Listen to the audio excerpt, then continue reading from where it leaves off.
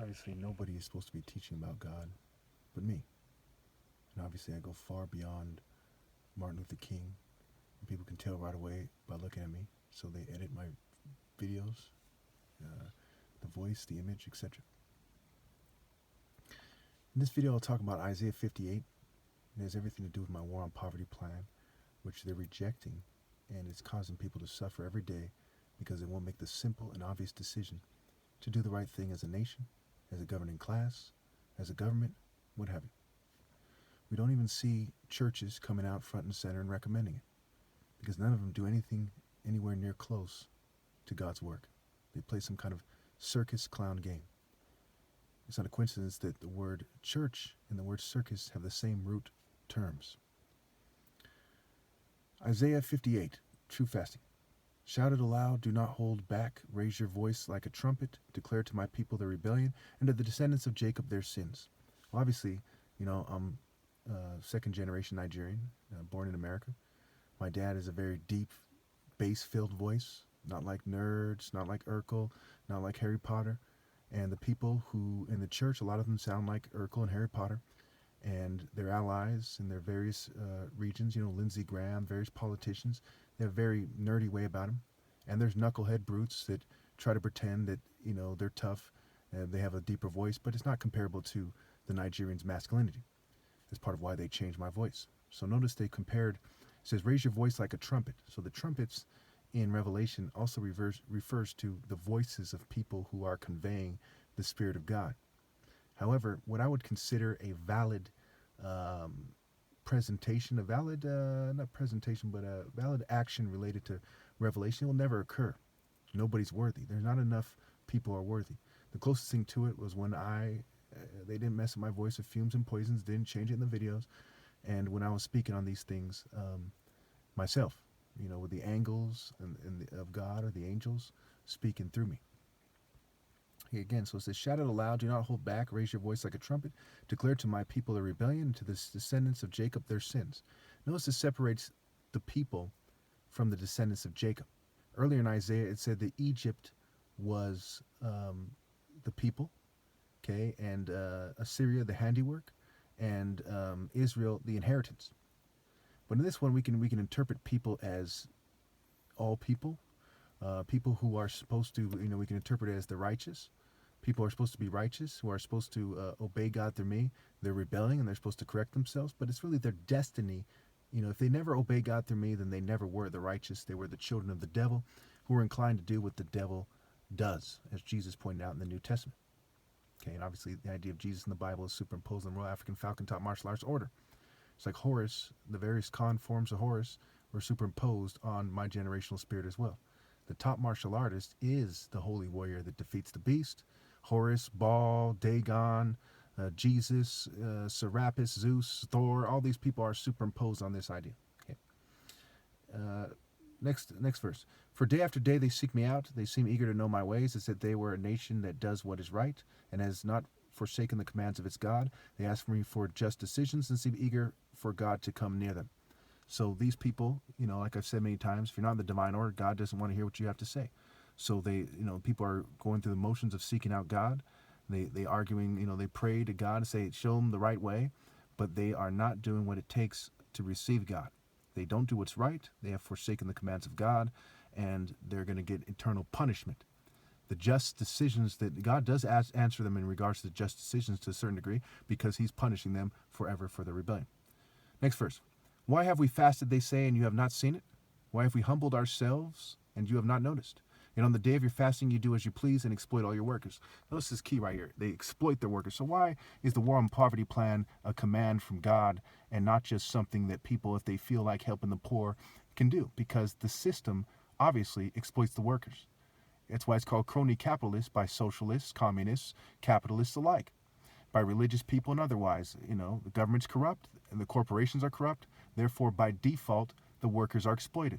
If the media is lying instead of helping to correct the problem, by default, the workers are exploited and people are part and parcel with their various reactions to the media. The propaganda isn't designed, for the most part, for you to believe everything they say. It's designed for you to keep doing what you're doing.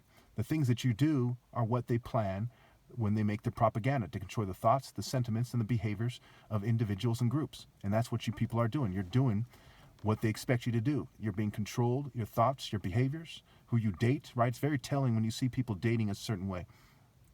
Verse 4, your fasting ends in quarreling and strife, and in striking each other with wicked fists. Notice it says in striking each other with wicked fists. You're not using focused moral intensity.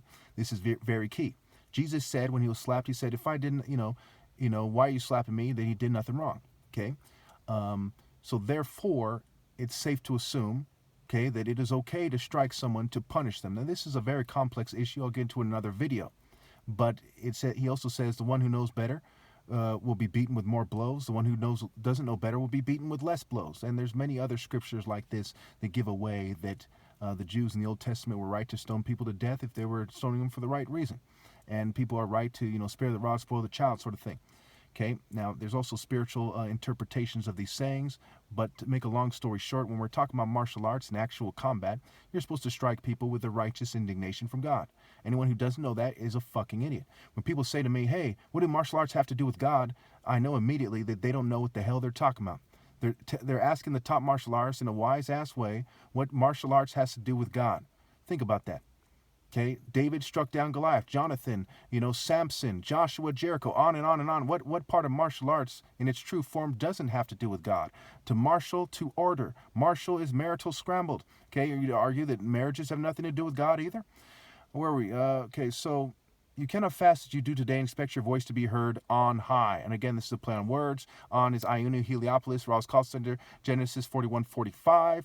It is a reference to martial arts. Ra is said to be Horus's father, okay, in some versions. And Horus is a deity of martial arts, war, vengeance, the Skywalker, etc. Okay. Verse 5. Is this the kind of fasting I have chosen? Only a day for people to humble themselves? Is it only for bowing one's head like a reed and for lying in sackcloth and ashes? Is that what you call a fast, a day acceptable to the Lord? Is not this the kind of fasting I've chosen? To loose the chains of injustice and untie the cords of the yoke, to set the oppressed free and break every yoke. So again, why is the War on Poverty plan an extreme and serious command from God, like obeying God through me, and not a polite suggestion for the poor? Because in Isaiah 58, and Isaiah is going to end in 66, which is the end of the Bible as well. Okay, the lake of fire, what have you. He is saying that God commands you. And Jesus said that God is greater than he is in the New Testament. And he said that of himself he can do nothing. Okay, it is God who has the true power. Okay, so Jesus cannot, and any interpretation of what Jesus said in the Bible cannot contradict this, because this is sound, sacred morality. So is this not the kind of fasting I've chosen? To loose the chains of injustice and untie the cords of the yoke, to set the oppressed free and to break every yoke. So to end modern day slavery, to end the exploitation of the poor, to end the white privilege and things of this nature. Is white privilege exist? Absolutely. It's a neo-colonialist system. Who are the colonists? Okay, is the old money black people? Is it Asians? Or is it white people? Okay, whites, Jews, and LGBT people who are whites and Jews. If you do not, and token minorities, if you do not know that, you are one stupid fuck. So you have to end that, these cultures, these mere customs, human rules of the devil that'll give them an unfair advantage. Okay, and obviously there's a spectrum. Is every white person Bill Gates? No. Does that mean that white privilege doesn't exist? You're a dumbass if you fucking think that's what that means. Okay, 7. Is it not to share your food with the hungry and to provide the poor wanderer with shelter? When you see the naked, to clothe them and not to turn away from your blood. So he says, look, he says it in a way like, what don't you get, you stupid fucks type of way. Is it not, say again, let's go back to verse 6. Is not this the kind of fasting I've chosen, to loose the chains of injustice and untie the cords of the yoke, to set the oppressed free and break every yoke? Is it not to share your food with the hungry and to provide the poor wanderer with shelter when you see the naked, to clothe them and not to turn away from your own flesh and blood, which is the whole human race? And there's another interpretation, your tribe, your family, but you get the idea. He said, obviously, this is what God commands. And only then, write this down, and only then. Verse 8, then your light will break forth like the dawn, and your healing will quickly appear. Then your righteousness will go before you, and the glory of the Lord will be your rear guard. So what has happened here? It says you are sick. You people are sick for treating people this way. That is sick. You are sick. You play propaganda games instead of tell the truth. You are liars. You are unjust. You are wicked. You are foolish. You are the foolish builders. You are sick. Only when you do those things will your light break forth like the dawn and your healing quickly appear. And your righteousness will go, then your righteousness will go before you, and the glory of the Lord will be your rear guard. Notice they put it in terms of martial arts yet again. These are martial art principles, not craftsman principles, not nerd principles, not fair weather preacher principles, not politician principles, not cop, not military. These are specifically monotheistic, spiritual, morally precise, righteous indignation, focused, moral intensity, righteousness and justice, martial art principles that transcend your mere human rules, customs, cultures, and traditions. 9. Then you will call and the Lord will answer. So why isn't God hearing your prayers? Because you people are rebelling against the most righteous person that ever lived, and your forefathers rebelled against people who were trying to do the right thing more than everyone else. And in terms of setting the stage for people to obey God through me. Okay? After I'm gone, no one is worthy of leadership. Then you will call and the Lord will answer. You will cry for help and he will say, here am I. If you do away with the yoke of oppression, with the pointing finger and malicious talk. So again, it tells you, you have to do away with your oppressive cultures, rules, customs, traditions, governments, etc., processes. And if you spend yourselves in behalf of the hungry and satisfy the needs of the oppressed, then your light will rise in the darkness and your night will become like the noonday. The Lord will guide you always. He will satisfy your needs in a sun-scorched land and will strengthen your frame. You will be like a well-watered garden, like a spring whose waters never fail. I'm being fumed by now. But when it talks about satisfy your needs, what is the suitable helper for the top martial artist? Obviously not a male. Obviously not a little kid.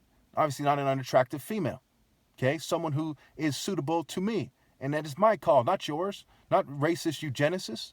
Not people who are trying to social engineer for the state. My goodness, the state. Your one life to live and you're living it for the corporate state. 12, your people will rebuild the ancient ruins. These are ancient ruins. These aren't modern cultures that people are supposed to obey. It is ancient ruins. So tell the liberal progressive eugenicist to fuck off. Tell the conservative modern ninny and his conservative white culture, which comes way after the ancient martial art ways, tell them to fuck off. Your people will rebuild the ancient ruins and will raise up the age-old foundations. You will be called repairer of broken walls, restorer of streets with dwellings. If you keep your feet from breaking the Sabbath and from doing as you please on my holy day, if you call the Sabbath delight and the Lord's day honorable, the Lord's holy day honorable, and if you honor it by going your own way and not doing as you please or speaking idle words. And if you honor it by not saying, well, this guy's stumbling on his words, and we're going to pretend he has a mental illness, right? Obviously, you have to tell the truth. When the righteous man is being persecuted, and you know what the fuck I'm saying, do you play stupid and say, but he's stumbling on his words, and this Englishman articulates himself so well? That's some bitch-ass shit. Unworthy of a dog, much less the warrior spirit of God. Think, people, think. 14, last verse. Then you will find your joy in the Lord, and I will cause you to ride in triumph on the heights of the land and to feast on the inheritance of your father Jacob, for the mouth of the Lord has spoken. For the mouth of the Lord has spoken. Triumph. What was the triumph? The triumph was in principle and obeying and insisting on justice and truly fair treatment for the poor in the divine order. Not as a rebel cheating me out of my right to lead. If you cheat me out of my right to lead, the kindest acts you do are cruel and wicked. The kindest acts of the wicked. Those who do not accept my instruction and correction. Okay? Even their prayers are detestable. That's what it says in the Bible.